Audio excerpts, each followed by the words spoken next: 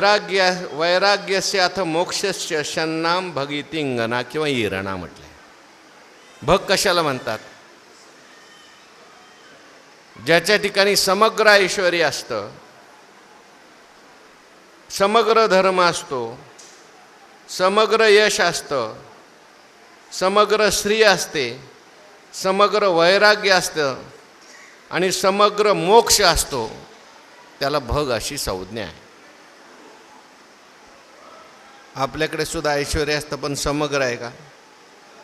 आपल्याकडे यश आहे, समग्र आहे का? बराईने वर्णन केलंय, ऐका. यश, श्री, औदार्य, ज्ञान ते पूर्ण हे खराब केलं. एक भगवंतची जाण. भगवान कोणालाही म्हणायचं नाही, भगवान कोणी होऊ शकत नाही. ज्याच्याकडे हे 6 मुख्य गुण आहेत त्याला म्हणायचं भगवान. काहींच्याकडे यश असतं, श्री नसते. काहींच्याकडे श्री असते, यश नसतं. काहींच्याकडे यशही असतं, श्री असते, पण औदार्य नसतं. यश म्हणजे ज्याला पराजय माहितीच नाही. श्री म्हणजे सर्व प्रकारची लक्ष्मी ज्याच्याकडे आहे. काहींच्याकडे यश आहे, श्री आहे, पण औदार्य नाही. ते देता सुद्धा आलं पाहिजे. भरपूर संपत्ती आहे, भरपूर यश आहे, पण कोणालाच कधीच काही दिलं नाही, दान नाही, समजायचा हा भगवान नाही आहे. एखाद्याकडे यश आहे, श्री आहे, औदार्य आहे, पण वैराग्य नाही, ज्ञान नाही.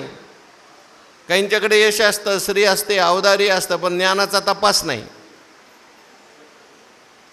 आणि म्हणून तो भगवान होऊ शकत नाही.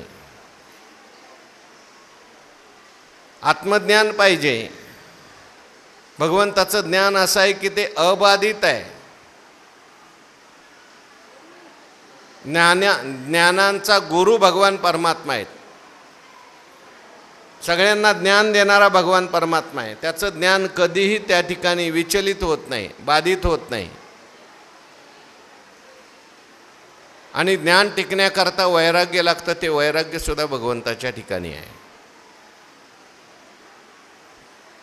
कारण ज्ञान जे असतं ते वैराग्याशिवाय टिकत नाही. विरक्ती वाचोनी काही. देवाला कधी अपयश माहिती नाही. देवाच्या ठिकाणी लक्ष्मी आहेच, कुठेही बघा, गोकुळात आहेच. राम अवतार झाला सीतामातेच्या रूपाने लक्ष्मी आहे. वामन अवतार झाला छत्रीच्या रूपाने लक्ष्मी आहे. अहो, ज्ञानोबारायांचा अवतार विष्णूचाच आहे, तर इथे सुवर्ण पिंपळाच्या रूपाने काय? लक्ष्मी आहे. अवदारे किती आहे देवाकडे? तुझे अवदारे जाणू मुष्टी पोहे घेऊन या. अवदारी आहे. आणि ज्ञानाचा विचार जर केला तर आपण भगवान परमात्मा नित्य आपल्या आत्मस्थितीमध्ये राहतात. अनेकांना ज्ञान दिलं, अर्जुनाला ज्ञान दिलं, उद्धवाला ज्ञान दिलं. आणि वैराग्याचा विचार जर केला तर भगवान परमात्मा कुठे आसक्ती ठेवत नाहीत. नमाम कर्माने लिंपंती नमे कर्म फले स्पृहा इतिमाम योभिजानाति कर्मभिर न सबध्यते.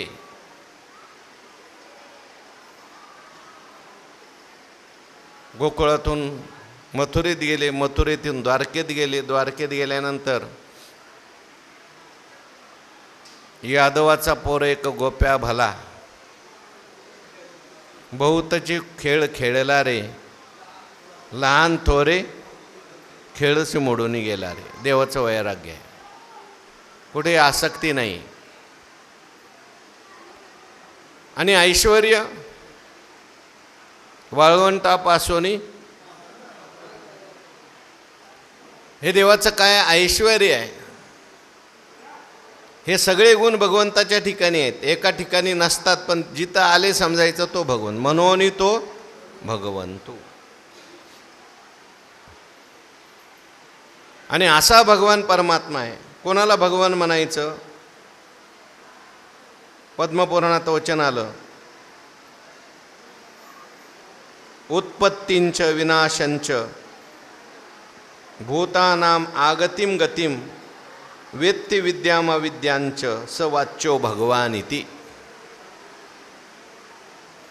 जो उत्पत्तीला जाणतो, जो विनाशाला जाणतो, सर्वांच्या उत्पत्तीला जाणतो, विनाशाला जाणतो, भूतांचं आगमन आणि गमन, विद्या अविद्या या सगळ्याला ज्याला कळतात, काही प्रयत्न न करता कळतात, त्याला भगवान म्हणायचं. हे जगाची उत्पत्ती कधी झाली देवाला माहिती आहे. जगाचा नाश कधी होणार आहे देवाला माहिती आहे. प्रत्येक भूताचा उत्पत्ती काय, गती काय, त्याचं कर्म काय, सगळं देवाला कळतं. म्हणून तो काय आहे? भगवान आहे. आणि असा असलेला भगवान परमात्मा इथे बोलायला लागला आहे. श्री भगवान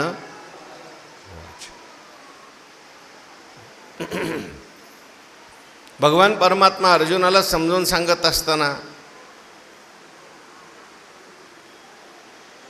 लौकिक दृष्टीने समजून सांगतायत. कारण अर्जुन अजूनपर्यंत आपल्याला शहाणा समजत होता. जो केवळ अज्ञानी असतो त्याला एखादी गोष्ट नाही समजली तो ऐकून घेतो. जो खरा शहाणा असतो त्याला सांगायची गरजच नाही. पण जो अज्ञानी असतो आणि स्वतःला शहाणा समजतो, अशाला शिकवणं कठीण आहे.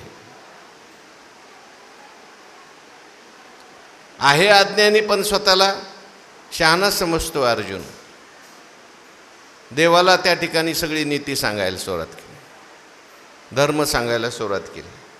पतंती पितरो हे श्याम लुप्तपिंडोदक क्रिया. म्हणून भगवंतसुद्धा उपदेश करताना इथे अध्यात्मदृष्टीने उपदेश करत नाही. अध्यात्मदृष्टीने उपदेश 11व्या श्लोकापासून पुढे. अर्जुनाला उपदेश करताना लौकिक दृष्टीने उपदेश केलेला आहे. एखाद्या मनुष्याला समजवायचं असेल कसं समजवलं पाहिजे, एखाद्या मुलाला समजवायचं असेल कसं समजवलं पाहिजे.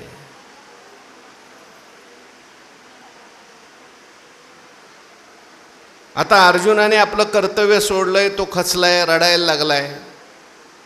आणि अशा रडत बसणाऱ्या मुलाला एखादा मुलगा नापास झाला आणि घरी आल्यानंतर आई वडील त्याला शिवे द्यायला लागले. खूप टाकून बोलले. मग तो पोरगा काय करतो? सरळ जातो आणि इंद्रायणी तुडी टाकतो, नाहीतर रेल्वे खाली जीव देतो, नाहीतर वरच्या मजल्यावर जातो तिथूनच उडी टाकतो. का? यांना समजवता आलं नाही. म्हणून कसं समजवायचं? मोठी माणसं कशी समजवतात, मुलाला कसं समजून सांगायचं, भक्ताला कसं समजून सांगायचं. देवाकडे बघा तुम्ही. म्हणून भगवान परमात्मा अर्जुनाला एकदम रागवले नाहीत लगेच. सुरुवातीला गोड बोललेले आहेत. काय बोलतात भगवान परमात्मा? अर्जुनाला काय म्हणतात?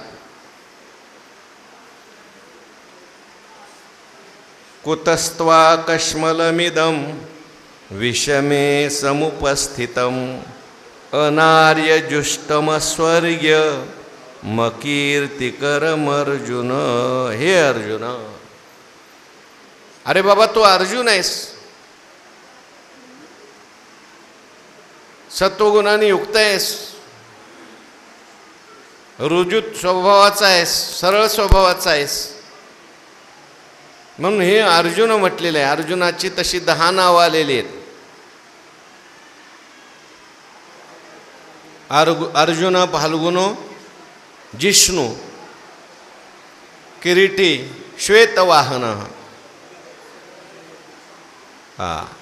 इथे अर्जुन नाव वापरलंय. अर्जुन भगवान परमात्मा म्हणतात, हे अर्जुन, अर्जुन अनार्यजुष्टम अस्वर्ग्यम अकीर्तिकरम इदम कश्मलम त्वा विषमे कुतः समुपस्थितम. अरे बाबा अर्जुना, अनार्यजुष्टम म्हणजे श्रेष्ठ लोकांनी कधी ज्याचं सेवन केलं नाही, अश्रेष्ठ लोकांनी सेवन केले, अज्ञानी लोक ज्याप्रमाणे वागतात असा तू का वागतोयस? कश्मलम म्हणजे पाप किंवा मोह. तुझ्या अंतकरणात हा जो मोह निर्माण झालेला आहे,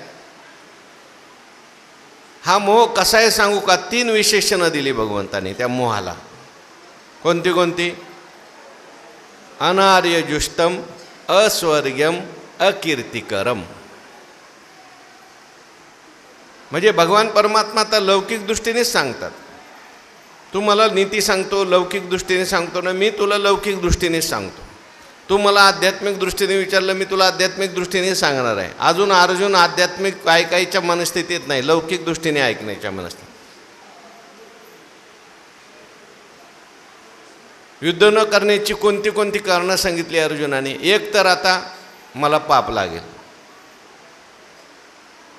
दुसरं माझ्यात शक्तीच राहिली नाही देवा. ही सगळी कारणं अर्जुनाने सांगितलीत.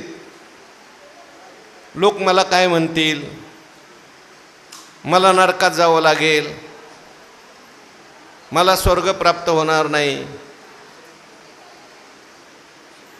आणि या सगळ्याचं खंडन भगवान परमात्मा या श्लोकात करतात. बाबा अर्जुना, तुला युद्ध नको वाटतंय का? नको वाटतंय. तू त्या ठिकाणी बाण टाकून रडायला लागलायस का? रडायला लागलायस. ज्या कारणामुळे तू युद्ध नको म्हणतोयस,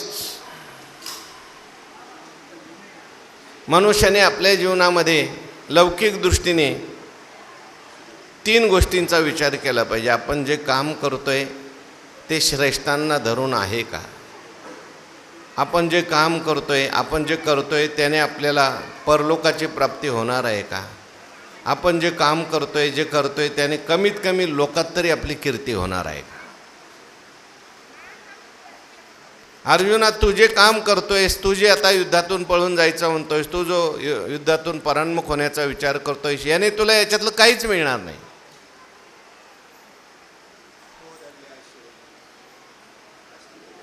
मोह धरली आयशे होई, जे असती प्रतिष्ठा जाईल,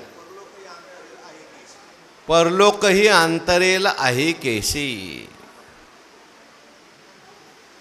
तुझं जे काम आहे, तू जे करतोयस, भगवान म्हणतात अनार्यजुष्टम, अस्वर्ग्यम, अकीर्तिकरम. म्हणजे श्रेष्ठांना धरून तुझं वागणं नाही, स्वर्ग प्राप्त करून देणारं नाही, कीर्ती प्राप्त करून देणार नाही. हे जे इदम कश्मलम, कश्मलम म्हणजे हा जो मोह आहे, जे तुझ्या अंतकरणात निर्माण झालेलं पाप आहे, तुझ्या ठिकाणी विषमे म्हणजे युद्धात कुठून निर्माण झालं? मला तर कधी तुझ्या ठिकाणी हे गुण दिसले नाही. आणि युद्धाच्या ठिकाणी तर हे गुण नकोच आहेत. पण आज युद्धाच्या ठिकाणी, या युद्धाच्या ठिकाणी तुझ्या ठिकाणी मोह निर्माण झाला आहे. कुठून आला? तुझ्यातला नाही. कशामुळे आला आहे मला कळत नाही. बाहेरून आलेला दिसतोय, कोणाच्या तरी संगतीमुळे आलेला दिसतोय, अज्ञानामुळे आलेला दिसतोय, पण तुझ्या ठिकाणी हे शोभत नाही. कारण कोणत्याही श्रेष्ठ पुरुषाने तुझ्या अगोदर, तुझ्या कुळातल्या कुठल्याही श्रेष्ठ पुरुषाने युद्धातून पळून जाण्याचा मार्ग स्वीकारलेला नाही. शिष्ट लोक होऊन गेले, त्यांनी हा मार्ग पहिल्यांदा आपण विचार करावा. माझ्या अगोदर होऊन गेलेले महापुरुष त्यांनी काय केलं आहे,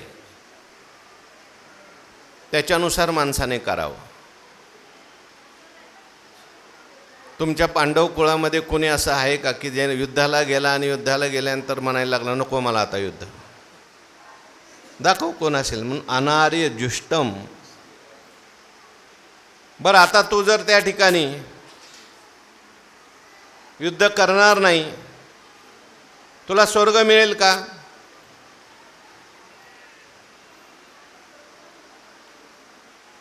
क्षत्रियाच्या दृष्टीने जर विचार केला तर क्षत्रियाचे काही गुण सांगितले. युद्धे चाप्य अपलायनम. युद्धातून क्षत्रियाने कधी पळून जाऊ नये. तो आर्यासारखं सुद्धा वागत नाही. आर्या नैव प्रवर्तन्ते अनुचिते कर्मणी क्वचित गोचितम तू प्रवृत्ता चेत न कदापि परान्मुखा. आर्य कोणाला म्हणायचं? कधी अनुचित कर्मामध्ये जो प्रवृत्त होत नाही आणि एकदा सत्कर्मामध्ये प्रवृत्त झाला, किती अडथळे आले तरी सोडत नाही, त्याला म्हणायचं आर्य. आणि तू जे करतोयस ते अनार्य जुष्ट करतोयस.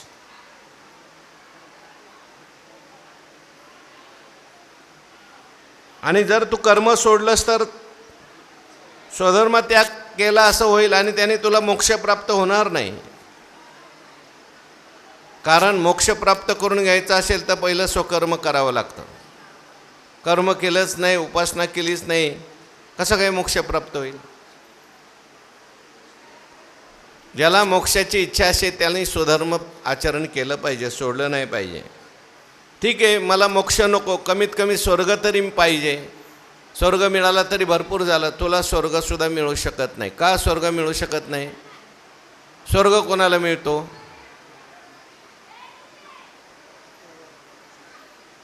हतो वा प्राप्स्यसि स्वर्गम जित्वा वा मोक्षसे महिम. जो योद्धा असतो, त्याने सैनिक असतो, त्याने युद्धात त्याला जर वीरमरण आलं तर अनायासेने त्याला स्वर्ग प्राप्त होत असतो.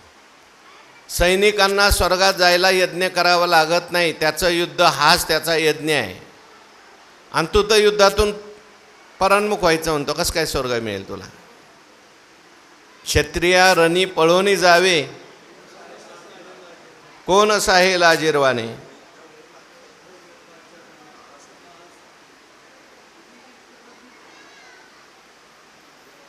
अस्वर्गीय आणि अकीर्तिकर म्हटलंय. तुझी कीर्ती होईल का हो? आता तू जर युद्धात असा रडायला लागलास, युद्धातून पळून गेलास, जगातले लोक काय म्हणतील? हा काही श्लोक आहे. अवाच्य वादान बहून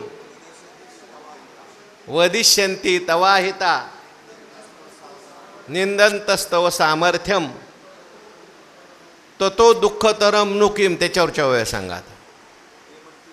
हे म्हणती गेला रे गेला, अर्जुनामा बेहाला, हा सांगे बोलू उरला निका काही.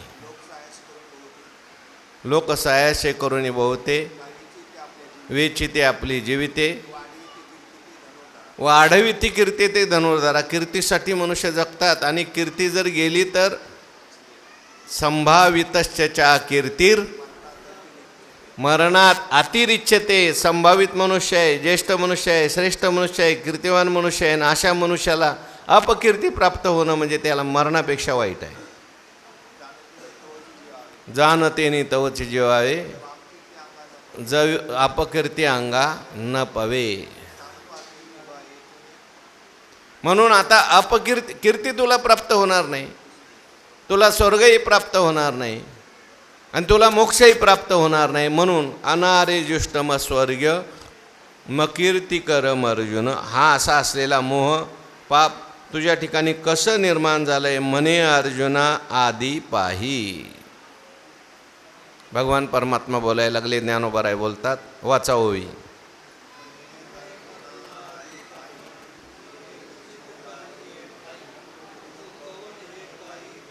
म्हणे अर्जुना आदी पाही. अगोदर बघ, नीट विचार कर. पाही म्हणजे विचार कर,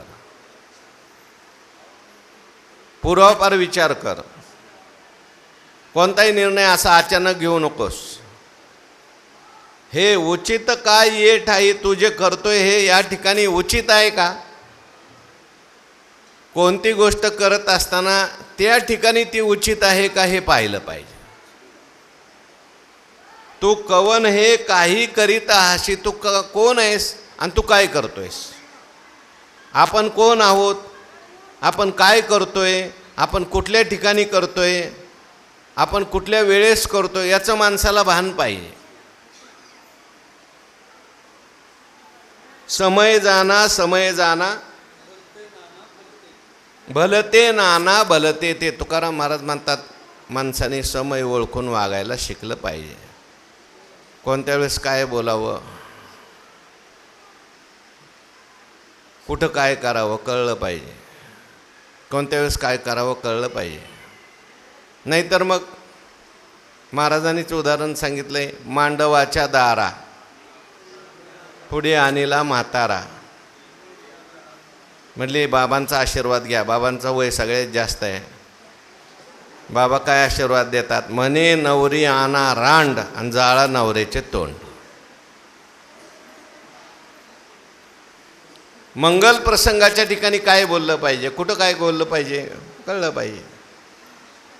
पुण्यतिथीचं कीर्तन आहे आणि अभंग कोणता घेतला, कुळी कन्या पुत्र होती जी सात्विक. किंवा आणखीन आनंद उत्सवाचं कीर्तन आहे, तिथे जर दुसरा अभंग घेतला चालत नाही. आपल्याकडे म्हणून संप्रदायामध्ये नियम दिले, पहिल्या दिवशी कोणता घ्यायचा, दुसऱ्या दिवशी कोणता घ्यायचा, पुण्यतिथीला कोणता घ्यायचा.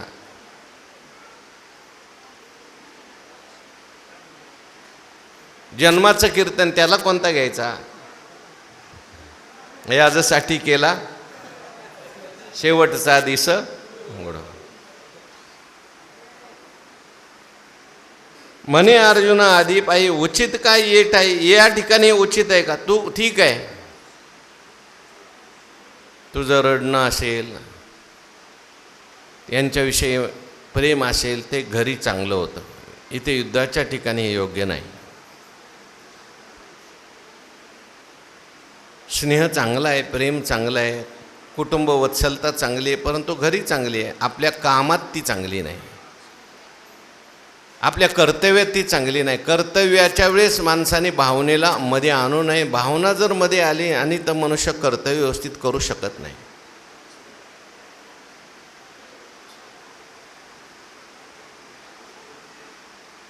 कोंढाणा घ्यायचा होता. छत्रपती शिवाजी महाराजांनी तानाजी महाराजांना काय पाठवला, निरोप पाठवला, आणि नेमकं तानाजी महाराजांच्या मुलाचं लग्न ठरलेलं होतं.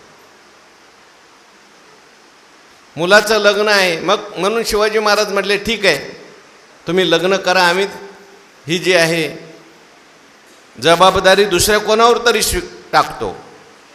तुमच्या घरातला प्रसंग आहे, मंगल प्रसंग आहे, आणि अशा वेळेस जर आम्ही तुम्हाला बोलवलं, काही झालं युद्धामध्ये, तर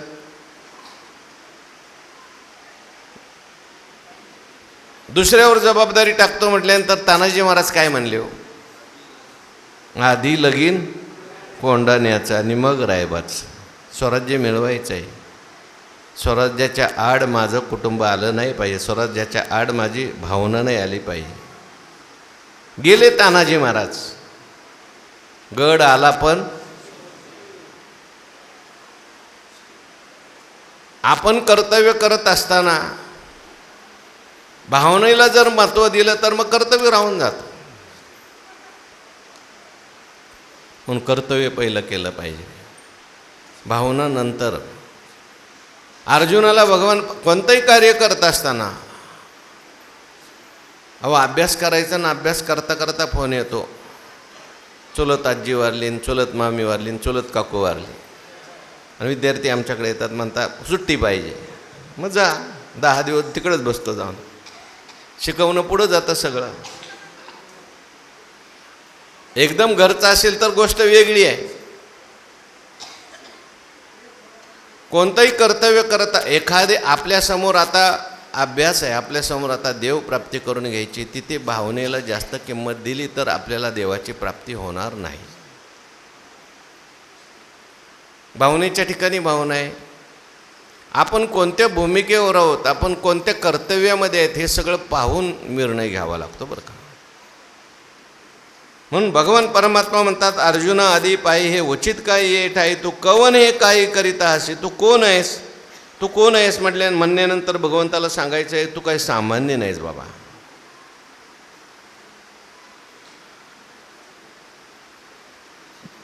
दया चांगली आहे, परंतु उचित जाणावे मुख्य धर्म आधी, चित्त शुद्ध बुद्धी ठाई स्थिर.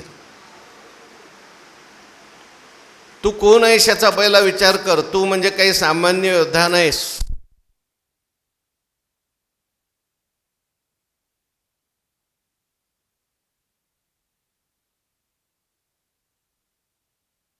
परद्या नाम सोजनो संग्रामा नाम हे नाहीस तू. तू आता इथे कोण आहेस? योद्धा आहेस. तुझं सांगे काय झाले, वाचा पुढचे ओळी. तुझं सांगे काय झाले, कवन उनी आले, करिता काय ठेले, खेदू कायसा. सांगे तुझं काय झाले, कवन उनी आले, करता काय ठेले, खेदू काय. सांग तुला काय झालंय, नेमकं तुला काय झालंय मला सांग. काय कमी पडलं सांग. आणि हे युद्ध करताना तुझं नडलंय कुठं, तू का खेद करतोयस मला सांग. असं तू कधी वागला नव्हतास माझ्यासमोर. अनेक ठिकाणी मी तुला पाहिले अर्जुना, पण आज तुला काहीतरी झालंय. काय झालंय तूच सांग मला, काय झालंय नेमकं तुला. सांगे तुझं सांगे काय झाले, कवन उणे आले. तुझ्या ठिकाणी कमीपणा का आला, तू दुर्बल का झालास, तू रडाय का लागलायस. असं तर मी तुला कधी अजून पाहिलं नाही. तुझं सगळं जीवन मला माहिती आहे. द्रौपदी स्वयंवराच्या वेळेस असा कधी वागला नाही. अज्ञातवासात होता, ब्राह्मणाच्या आयुष्यात होता, पण तरीसुद्धा धनुष्यबाण घेऊन उभा राहिला, घाबरला नाही. विराट राजाच्यावर युद्ध करताना घाबरला का? घाबरला नाही. अहो समोर काल आपण पाहून आलो, ब्रह्मणाड्याच्या वेशात असताना सुद्धा तू कधी घाबरला नाहीस. आज तुला काय झालंय, काय कमीपणा आला, करिता काय ठेले खेदू कायसा. तुझ्या जीवनामध्ये कधी असा मी उणेपणा पाहिला नाही.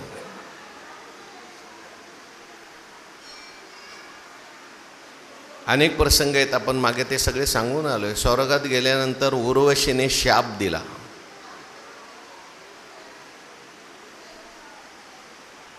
तू जर त्या ठिकाणी माझी इच्छा पूर्ण केली नाहीस तर तू नपुसक होशील. म्हटले शाप मला परवडला, पण मला पाप परवडत नाही.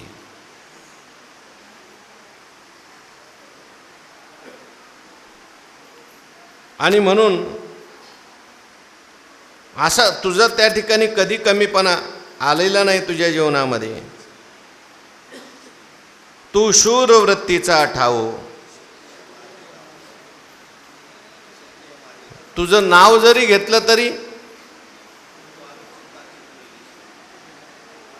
काय, तुझेनी नामे लंघिजे. नाही, मला दुसरी ओवी सांगा हो. तुझं नाव ऐकलं तरी शत्रू पळून जातात.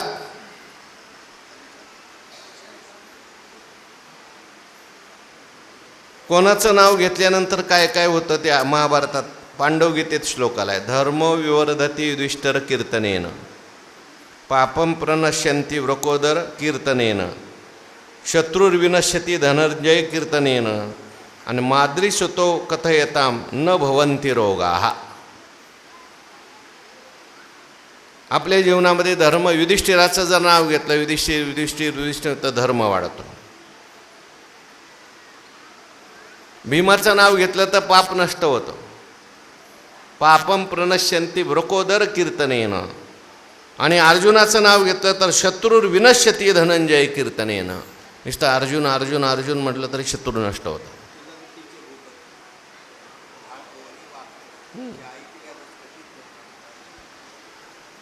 तुझं नाव ऐकल्यानंतर, आणि माद्री सुतो कथयताम न भवंती रोगाः. नकुल सहदेव नकुल सहदेव नकुल सहदेव असं म्हटलं त्या माणसाला कधी रोग होत नाही. एवढं त्यांच्या पांडवांच्या पांडवगीतेमध्ये सामर्थ्य सांगितलं नावाचं. तुझ्या नावाने शत्रू पळून जातात, शत्रू नष्ट होतात.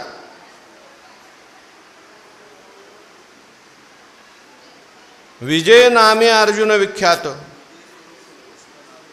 अर्जुनाचं नाव काय आहे? विजय.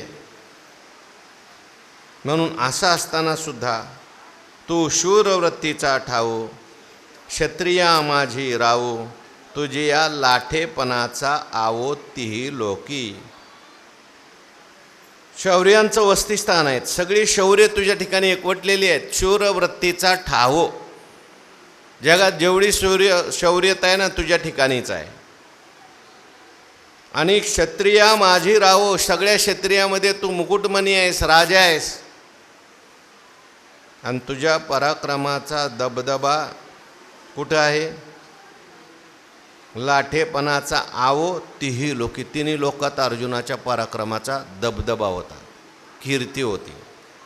मृत्यूलोकामध्ये, स्वर्गलोकामध्ये आणि पाताळ लोकात, सगळ्या ठिकाणी अर्जुन गेला, तिथं अर्जुनाने शौर्य प्राप्त करून घेतलं. म्हणून अर्जुनाला भगवान परमात्मा प्रोत्साहन देतात, अर्जुनाच्या गुणांना जागृत करतात. बाबा आज तुला काय झालंय?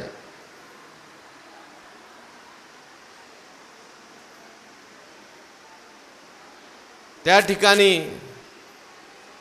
तू शूरवृत्तीचा ठावो. कोणती? तू अनुचिता चित्त नेदिशी, धीरू कहीच न संदिशी, तुझेनी नामे अपयशी दिशा लंगेजे. हीच मी ओवी म्हणतो. तुला काय झालंय? पहिल्या ओळीत काय म्हणतात? तुझं सांगे काय झाले, कवन ऊने आले, करिता काय ठेले खेदू कायसा. काय झाले तुला सांग म्हटलं. अर्जुन म्हटलं काय झालंय? मला काहीच नाही झालं. अरे काहीतरी झालंय. काय झालंय सांगा ना तुम्हीच. म्हटले तू अनुचिता चित्त नेदिशी, तू कधीही अनुचित गोष्टीच्या ठिकाणी तुझं चित्त दिलं नाही. अनुचित गोष्टी आल्या तुझ्या जीवनामध्ये, आले की नाही? उर्वशीचा संबंध आला त्यावेळेस अनुचित घडण्याच्या सारखा प्रसंग आला होता. पण अनुचिता चित्त नेदिशी, तू तुझं चित्त कधी अनुचित गोष्टीच्या ठिकाणी दिलं नाही.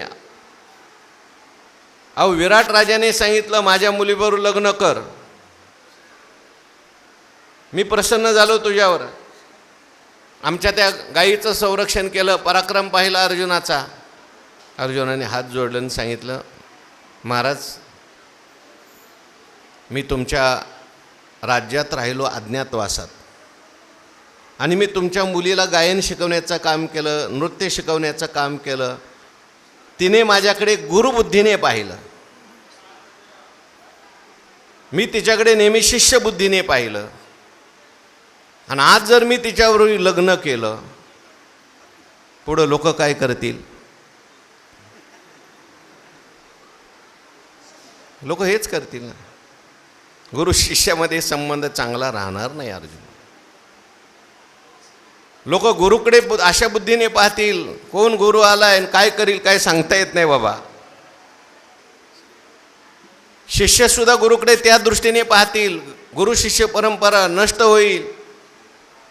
तुमची इच्छा जर असेल तर माझ्या मुलाबरोबर तुमच्या मुलीचं लग्न लाव. तुम्हाला संबंधच प्रस्थापित करायचा ना, माझ्या मुलाबरोबर करा. म्हणून उत्तरेचा विवाह कोणाबरोबर केला? अभिमन्यू बरोबर केला.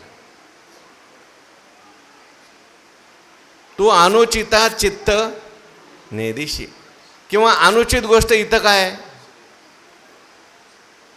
युद्धातून पळून जाणं, युद्धात रडत बसणं. युद्धासारख्या ठिकाणी त्या ठिकाणी तुझं त्या रडत बसलास, हे अनुचित आहे.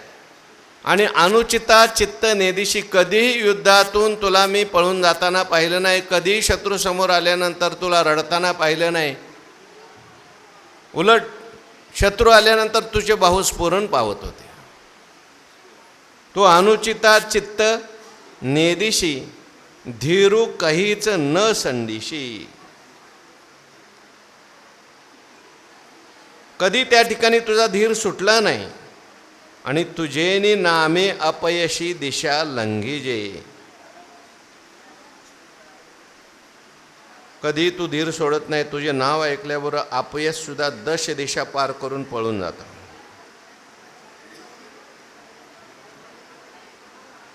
धीर कधी सुटला नाही अर्जुनाचा.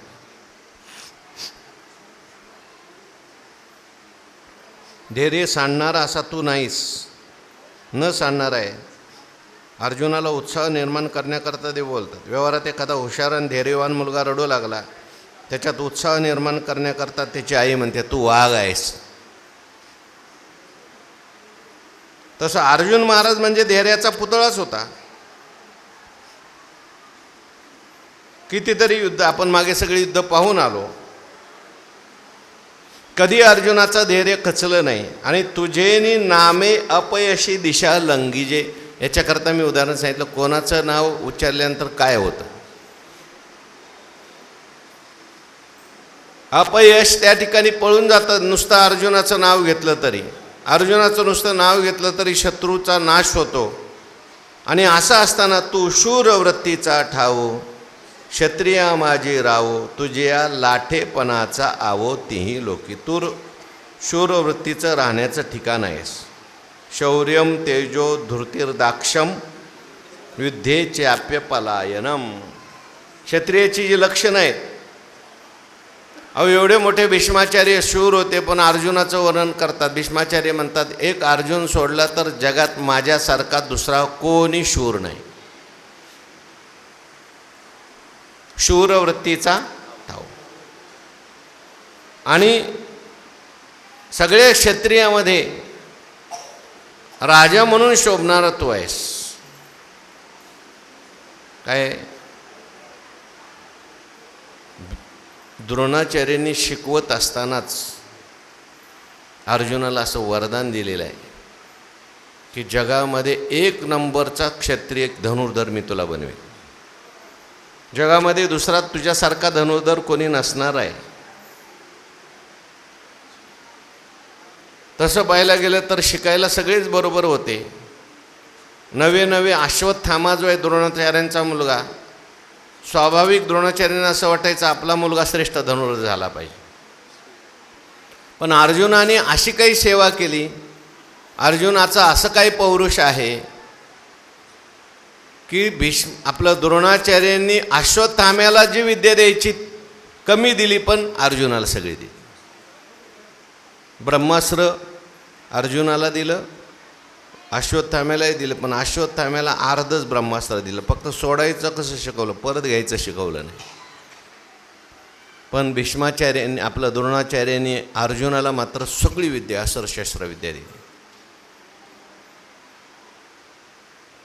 मी सांगितलं सुरुवातीच्या काळामध्ये सगळ्यांना भांडी भरून पाणी आणायला सांगायचे, परंतु सगळ्यांना अशा लहान तोंडाची भांडी द्यायची आणि अश्वत्थाम्याला मोठ्या तोंडाचं द्यायचं. अश्वत्थाम्याचं भांडं लवकर भरायचं, अश्वत्थामा लवकर यायचा, आला की लगेच एक मंत्र त्याला जास्त शिकवायचे.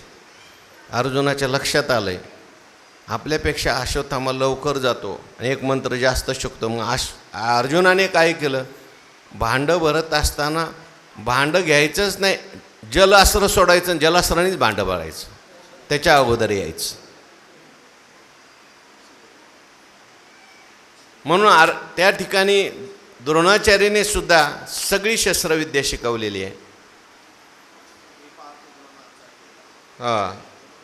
तुझ्या लाठेपणाचा व तिन्ही लोकांमध्ये कशा प्रकारे तुझं दरदर आहे, दबदब आहे, तिन्ही लोकात कसा अर्जुनाचा प्रकार आहे. मृत्यू लोकातला पराक्रम पाहिला, आता स्वर्गातला पराक्रम सांगतात. पाताळ लोकातला पराक्रम अर्जुनाचा ऐकण्यासारखा आहे. काय केलं स्वर्गामध्ये, वाचा पुढची ओळी.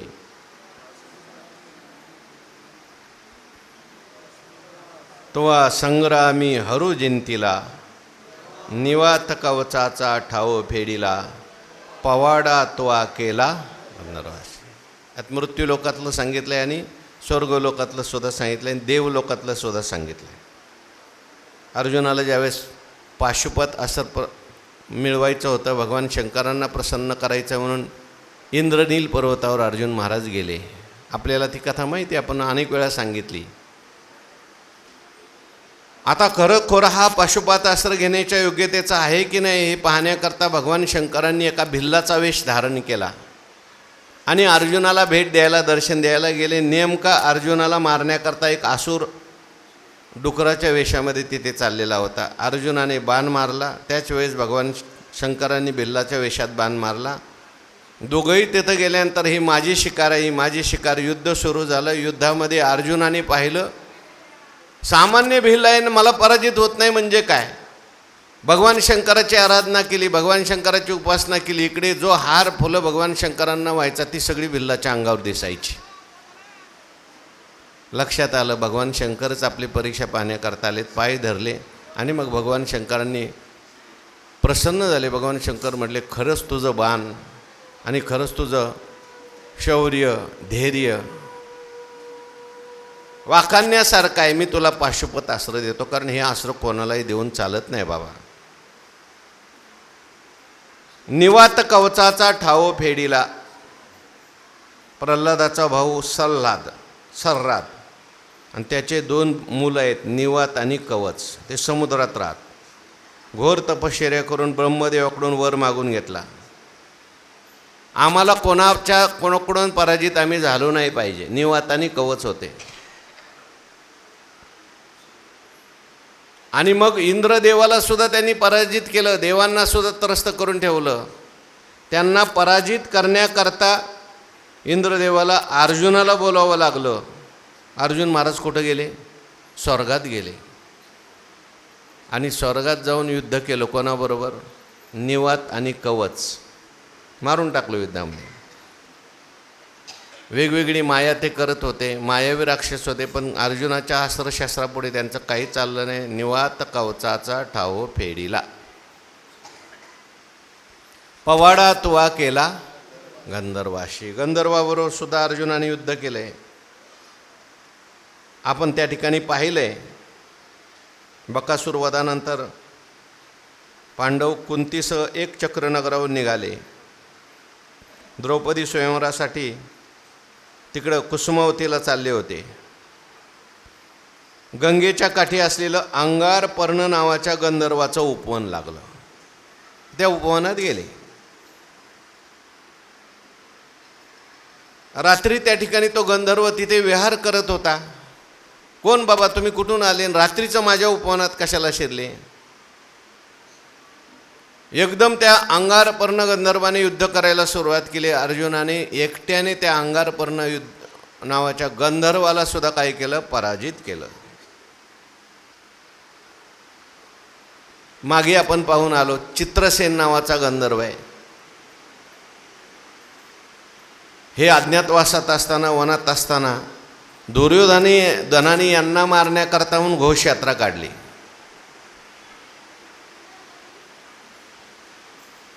आणि मग मध्ये चित्रसेन गंधर्वाची आणि दुर्योधनाची गाठ पडली. चित्रसेन गंधर्वाबरोबर दुर्योधनाचं युद्ध झाल्यानंतर सगळ्यात चित्रसेन गंधर्वांनी सगळ्यांना पराजित केलं कौरवांना. आणि दुर्योधनाला घेऊन तो गेला गंधर्व लोकाला. लोकांना येऊन सांगितलं की दुर्योधनाला गंधर्वांनी नेले आणि तो मारणार आहे. युधिष्ठिराकडे ही बातमी कळाल्याबरोबर युधिष्ठिर म्हटले, काही झालं तरी तो आपला भाऊ आहे.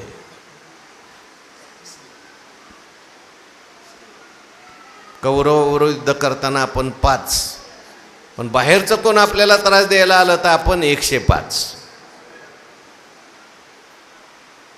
आणि मग त्या चित्रसेन गंधर्वाबरोबर काय केलं? याने युद्ध केलं आणि कौरवाला आपला दुर्योधनाला सोडून आणलं. कोणी? अर्जुनाने. भीम म्हणत होता नका सोडू दादा आता. बरं झालं गेला ना, गेला, मेला.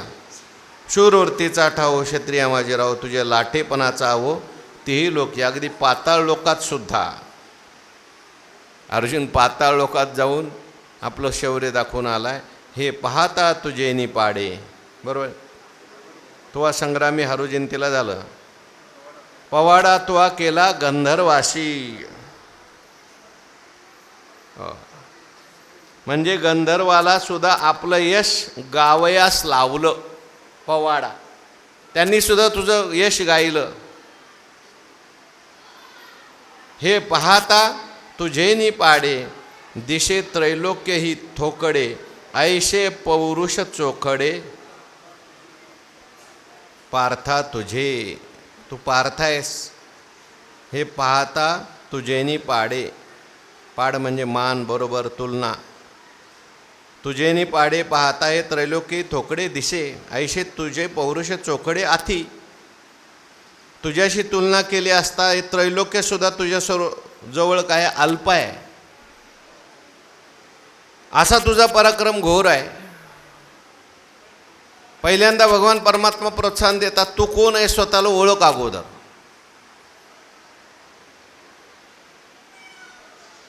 अगोदर प्रोत्साहन द्यायचं, अगोदर सांगायचं बाबा तू मागे खूप मोठे मोठे पराक्रम केलेले आहेस, आता रडू नकोस. संपूर्ण त्रैलोक्य एका बाजूला आणि तू एका बाजूला. पाहता तुझेनी पाडे दिशे त्रैलोक्यही थोकडे. अरे सगळं त्रैलोक्य तुझ्याबरोबर युद्ध करायला आलं आणि एका बाजूला तू, तरी तुझ्या दृष्टीने ते थोडं आहे, एवढा तुझा पराक्रम आहे. ऐशे पौरुष चोखडे. चोखडे म्हणजे चांगला, उत्कृष्ट, शुद्ध. पण एवढं सगळं बोलून सुद्धा तुझं पौरुष एवढं श्रेष्ठ आहे की कोणी तुला पराजित करू शकत नाही. काय प्रोत्साहन द्यावं लागतं, सांगावं लागतं. सुप्त शक्ती जागृत होते प्रोत्साहन दिल्यानंतर. रामायणामध्ये त्या ठिकाणी सीता शोधा करता जात असताना संपातीने सांगितलं की मला सीता दिसते. संपातीने पता बताया. 100 योजन दूर लंका नावाचं बेट आहे आणि लंकेत अशोक वाटिकेमध्ये सीता शोक करत बसली.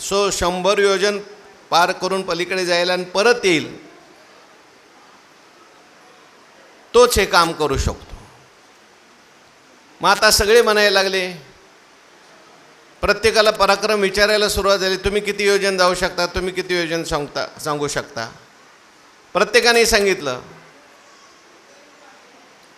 कोणी म्हणतंय मी पलीकडे जाईल. अंगद कहे जाऊ मै पारा. मी पलीकडे जाईल पण परत येईल की नाही सांगता येत नाही. आपले नल नील यांनी सगळी आपली शक्ती सांगितली. जांबुवंत म्हणायला लागले माझ्याकडे शक्ती होती. भगवान परमात्म्याने ज्यावेळेस वामन रूप धारण केलं तर मी 3 प्रदक्षिणा केल्या होत्या विराट स्वरूपाला. पण आता मी म्हातारा झालो. त्या संपूर्ण तुकडीमध्ये हनुमंत महाराज पण होते, पण हनुमंत महाराज गप्प बसले होते. कारण हनुमंत महाराजांना ऋषीमुनींनी शाप दिला होता, जोपर्यंत तुमच्या शक्तीचं स्मरण करून कोणी देत नाही तोपर्यंत तुमची शक्ती जागृत होत नाही. मग हनुमंत रायाजवळ कोण गेलं, आपले जांबुवंत महाराज गेले आणि प्रोत्साहन दिलं. राम काज लगिल तव अवतारा, सुनतही भयव पर्वताकारा. अरे उठा हनुमंतराया, तुमचा अवतार कशा करताय. राम काज लगी तव अवतारा, राम कार्य करता आणि तुमच्यासाठी ही गोष्ट म्हणजे किरकोळ आहे. आणि सुनतही भयव पर्वताकारा, मग लगेच पर्वताच्या आकाराचे झाले. सिंहगर्जना केली. एकदम कनक भूधराकार शरीरा, सोन्याचं त्या ठिकाणी शरीर धारण केलं. म्हटले आता मला हे किरकोळ आहे, लंकेला जायचं म्हणजे शक्ती होती परंतु जागृत करावी लागली. तसं देव अर्जुनाची शक्ती काय करतात, जागृत करतात. पण अजून अर्जुनाची शक्ती काय जागृत होत नाही. आता गोड बोलून वर्णन करून शक्ती जागृत होत नसेल, एखादा मनुष्य जर समजत नसेल तर त्याला थोडंसं काय बोलावं लागतं. मग देवाला समजवायचं आहे, गोड बोलून आई समजवते. नाही जर मग ऐकलं तर मग एखादी थोबडीत नंतर येते, कठोर बोलते. देव म्हणजे आईसारखाच आहे. अर्जुन काहीच बोलत नाही, मग मात्र थोडंसं देव आता कठोर बोलायला सुरुवात करायला. तो तू की आज येथे सांडून या वीरवृत्ती ते, आधोमुख रुदना ते करीतो हास्य. अरे अर्जुना तो आणि तू, तू अरे त्रैलोक्य एका बाजूला आणि तू एका बाजूला, असं तुझ्या ठिकाणी पौरुष आहे. आणि तू आज येथे, आज या ठिकाणी सांडून या वीरवृत्ती ते, तुझी वीरवृत्ती सोडून दिलीस आणि अधोमुख रुदना ते करिता असे खुशाल मान खाली घातलीस, मांडीत डोकं घातलंयस आणि मला काही जमणार नाही म्हणतो, मी काहीच करू शकत नाही म्हणतो, मला युद्ध नको म्हणतोस, अरे तू मागचं आठव जरा, कोण आहेस तू? एवढा मोठा शूर असलेला, वीर असलेला, आणि वीरवत्तीला सोडून दिलंस. वीरवत्ती तुझी खरी पत्नी आहे, ते तर मनी गजबज झाली, आपयशी कृपा आली उपजली, आणि तेने अपमाने निघाली. जे उत्तम कुळीचे होती ते, आणि लागून लावण्याती ते, आणि की ते न साती सुतेजपणे. नवी आवडीचे निभरे, कामुक निजवनिता विसरे, मग पाडेविन अनुसरे भ्रमला जायचा. तुझी स्थिती सांगू का अर्जुना कशी झाली? नवी आवडीचे निभरे, कामुक निजवनिता विसरे. एखादी सुंदर स्त्री पाहिली की ज्याप्रमाणे कामी पुरुष असतो आपल्या धर्मपत्नीला विसरतो आणि भ्रमल्यासारखा तिच्या मागे फिरतो, तसं तुझी खरी स्त्री आहे वीरवृत्ती. आणि करुणावृत्ती पाहून तू त्या करुणावृत्तीच्या लोभाने या आपल्या वीरवृत्तीला विसरतोयस अर्जुना.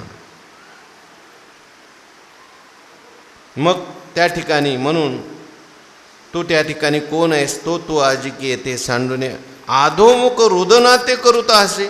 रडतोयस काय म्हणावं अर्जुना? विचारी तू अर्जुनू, हे कारुण्य की जशी दिनू, सांगपा अंधकारे भानू राशीला ती. सांग अर्जुना, विचार कर, थोडा विचार कर. विचारी तू अर्जुनू,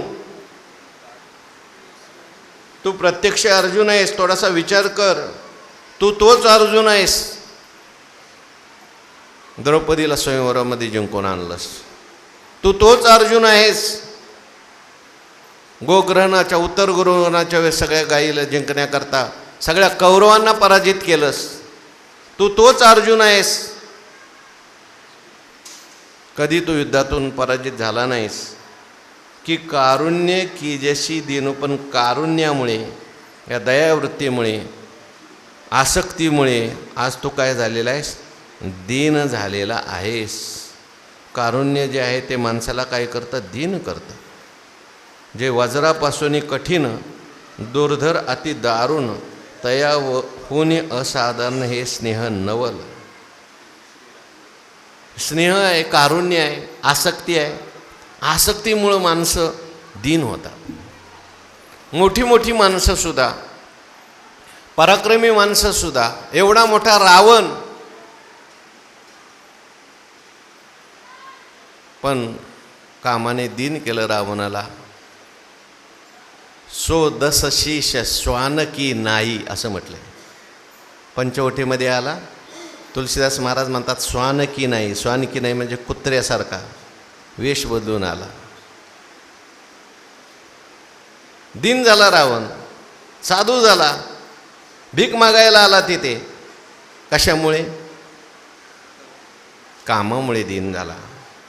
म्हणून अर्जुना बाबा तू विचारी तू अर्जुन, की कारुण्य की जशी देईन. करुणा आली ना, आसक्ती आली, विकार आला एकदा माणसाच्या मनामध्ये की मनुष्य सगळं काही विसरून जातो.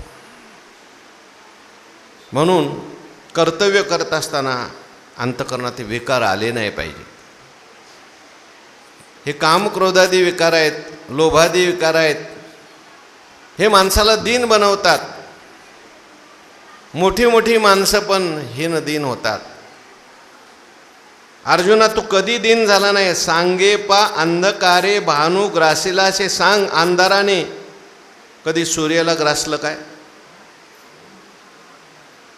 असं उलटं कधी झालं काय? ना तरी अंधकाराची वाणी, जैसा सूर्यो न देखे स्वप्नी.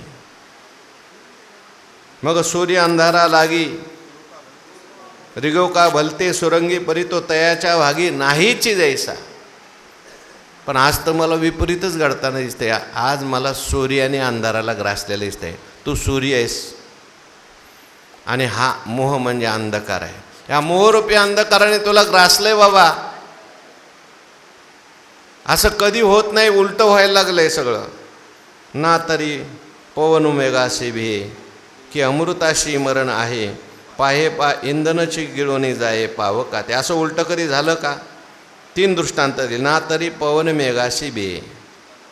पवन म्हणजे वारा. वारा कधी मेघास भीतो काय? उलट मेघच वारास भीतो. पण आज उलटंच पाहायला मिळालं की अमृताशी मरण आहे. अमृताला कधी मरण आहे का?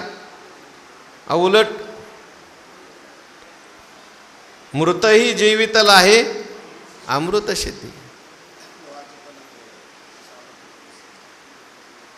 इंधनाची गिळून जाय पावका ते. लाकूड कधी अग्नीला गिळून टाकतं का? पण इथं उलटंच दिसायला लागलंय. काय उलटं दिसायला लागलं? पवन जे आहे, वारा जो आहे तो मेघाला भ्यायला लागलाय. नाही ढग आले, चला पळून चला, पळून चला. तसं तू म्हणजे वारा आहेस आणि कौरव म्हणजे ढगासारखे आहेत. तो आल्यावर पळून जायला पाहिजे, तूच पळून जायला लागलास. तू म्हणजे अमृतासारखा आहेस, तुला मरणच नाही आहे. न जाय ते. पण आता तू त्या ठिकाणी अमृत, मला मरण येईल, मरण येईल, हे मरतील असं म्हणायला लागलेलं आहेस. म्हणजे अमृत मरणाला भिण्यासारखं आहे. आणि तू म्हणजे अग्नीसारखा आहेस. अरे अग्नी पेटल्यानंतर काय किती लाकडं येऊ दे ना, भस्मसात करून टाकण्याची. यथे दांसी समिदोग्नी भस्मसात कुरुते अर्जुन. पण इथं आता उलटं झालं. ह्या मोहरूपी अग्नीने, मोहरूपी लाकडांनी अग्निरूपी तुलाच गिळायचं ठरवलं आहे. गिळण्यासारखं दिसतंय की लवणेची जळविरे संसर्गे काळकुट मरे. सांग महापणी दर्दुरे गिळीजे काही. मिठाने पाणी विरघळतं का पाण्याने मीठ विरघळतं? पाण्याने मीठ विरघळतं, पण उलटंच व्हायला लागलंय. मिठानेच पाणी विरघळलं. तू मिठासारखा होतास, शूर होतास, वीर होतास. आणि हे सगळे कौरव म्हणजे पाण्यासारखे आहेत. हा मोह म्हणजे पाण्यासारखा आहे, पण तो विरघळून गेलास. तू या कौरवांना पाहून विरघळणं म्हणजे मिठाने पाणी विरघळण्यासारखं आहे.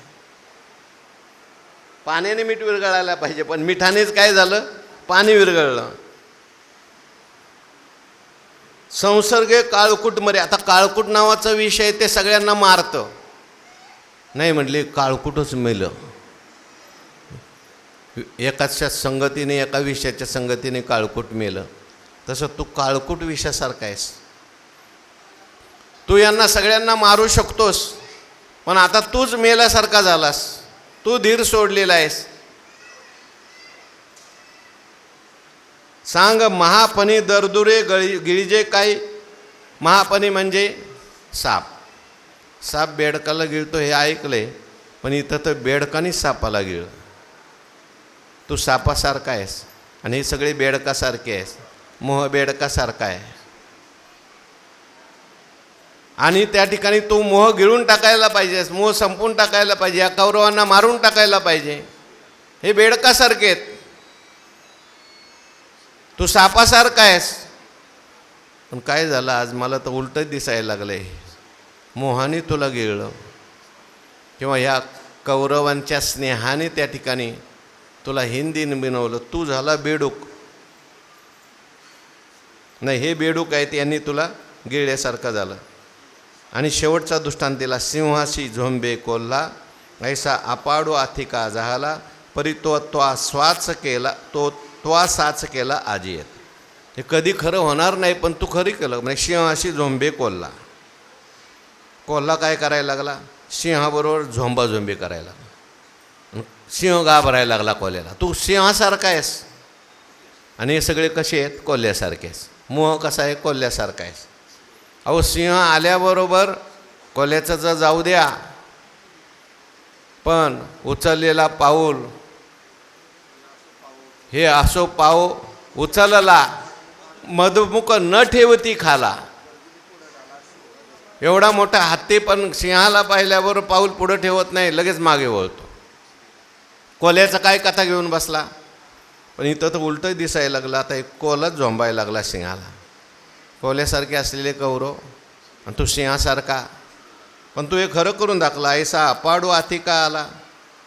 असं विलक्षण गोष्ट आहे. घडली आहे का काय. परी तो आजी साच केला. आज इथं तू सगळं खरं करून दाखवलं. काय खरं करून दाखवलं. इथं तर मला असं दिसतंय सिंहालाच कोंबा. म्हणून अर्जुना जने चित्त देशी या हिना वेगी धीर करून या मना सावधान. म्हणून तो आता सावधान हो. असा रडत बसू नको. भगवान परमात्मा बोलतात. त्याचा विचार उद्याच्या प्रवचन. पुंडलिक वरधारी विठ्ठल श्री ज्ञानदेव तुकाराम ठल विठ्ठल विठ्ठल विठ्ठल विठ्ठल. पुंडलिक वरधारी विठ्ठल श्री ज्ञानदेव तुकाराम सद्गुरु जोग महाराज.